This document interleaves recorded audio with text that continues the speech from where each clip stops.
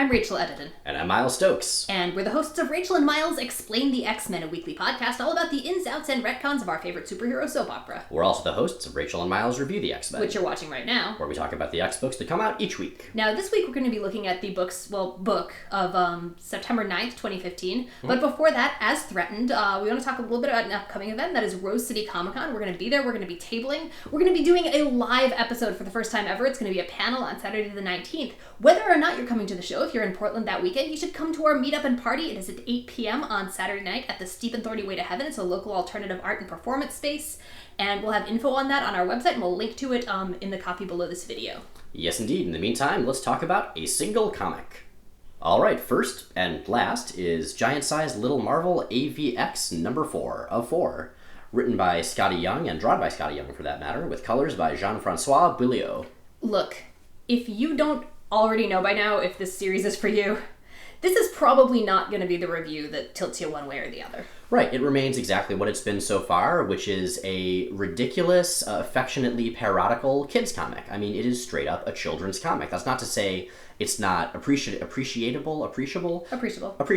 by adults, but it is saying that you are not the target audience. Now, if you're an adult that enjoys watching kids shows, really enjoys things that are for young audiences that are well done, you'll totally dig it. You know, I'm going to argue that point. While I think it's written primarily for kids, it's also written really self-consciously on two levels. If you're someone who follows Marvel continuity, there are a lot of jokes that you're going to get that maybe your young children might not. What it reminds me of tonally, I think most of all, is early 90s and late 80s Warner Brother cartoons. I mean, Animaniacs used to make Gertrude Stein jokes.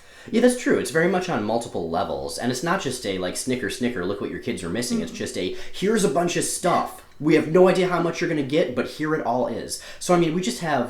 the main comedic beat of this issue is just team after team after team showing up to attempt to recruit the twin children who have been the focus of the plot so far. And it's hilarious. And we also get, just tons and tons of references to tons and tons of things. There's this sort of grand melee in the center, which, by the way, looks way better digitally because it's actually a 4-page spread that, it was basically playing Spot the Reference. It was great. Yeah, it's a fun series. It goes out on a great note, and I think it goes out on a note that for me just wraps the series up beautifully and very much in keeping with the tone so far. If you like stuff that is fun, lighthearted, somewhat referential, but not really grounded in heavy ongoing continuity and plot, kid-friendly, this is a book you should be picking up. Scotty Young is fantastic. Everything he does is fantastic. This book is fantastic. If you like that stuff, read it. If not, don't. Okay, so what's our favorite comic that we reviewed this week? Well, I mean, there have been weeks when we've pulled in from other stuff, but honestly, I think this one deserves pick of the week either way. It's really fun. It's a really good ending note for what's been a just really fun, delightful series.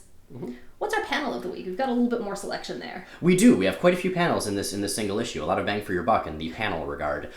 So it's actually from the first page as the comic is doing the sort of intro song that's in every issue. So not the 4-page spread? The 4-page spread was pretty great, but what you were talking about earlier, Rachel, with just like lots of continuity, in-joke stuff being available for people familiar with Marvel continuity, I mean, look at this. It references freaking Quitely Lips, of all things. I am going to take, I guess what for me is probably a surprising tack, and I'm going to argue with the panel because it was unfulfilling for me. My favorite Cyclops is in fact not there.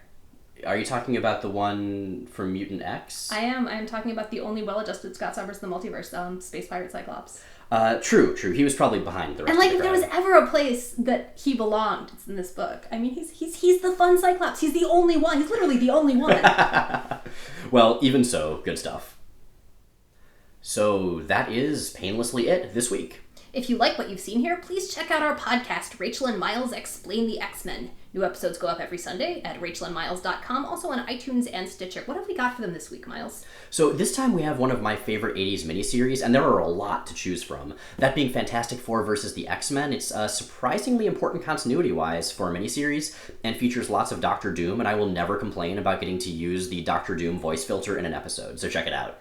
That podcast, these video reviews, and everything at rachelandmiles.com come to you courtesy of our rad Patreon subscribers. We are an entirely listener-supported and ad-free project that is made possible by those folks. If you'd like to join their ranks, you can do it at the link either above or below this video, depending on where you're watching.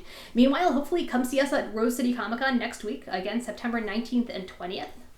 We will see you either on screen, there, on the podcast, or any number of places. Until then, take care. Really, we're always watching. Always.